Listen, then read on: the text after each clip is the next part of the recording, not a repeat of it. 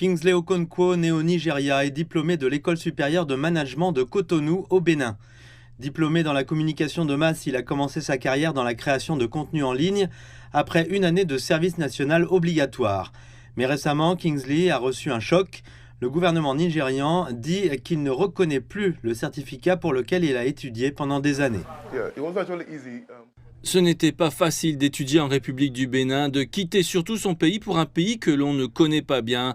La barrière de la langue a été un grand obstacle. Kingsley fait partie de ces milliers de Nigérians qui ont étudié ou étudient pour obtenir un diplôme au Bénin. La décision d'Abuja est basée sur une enquête récente qui a permis de découvrir un syndicat de fabricants de certificats au Bénin et au Togo. Ils auraient vendu de faux certificats de diplôme.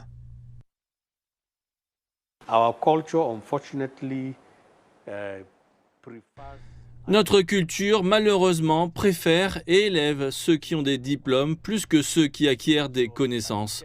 Donc le certificat est vu comme un ticket repas, comme un moyen pour un statut social plus élevé, un véhicule pour avoir un emploi, etc.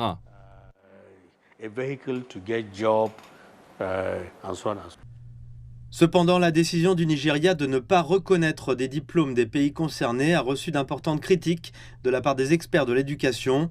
Selon eux, cela montre un échec systémique dans le gouvernement nigérian. Ils conseillent donc une approche différente. Plutôt que d'imposer une interdiction générale sur tous les étudiants, les experts ont appelé à effectuer une enquête approfondie. Le problème va au-delà de ces soi-disant universités qui ont donné de faux diplômes. Il montre également l'échec des institutions clés du gouvernement nigérian, du service d'immigration, du ministère des Affaires étrangères et du ministère de l'Éducation.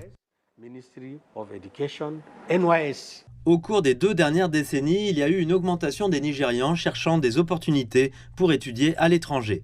Même si cela revient moins cher d'obtenir un diplôme au Nigeria, les grèves syndicales de mauvaises infrastructures scolaires et l'insécurité poussent de nombreux étudiants à aller dans d'autres pays.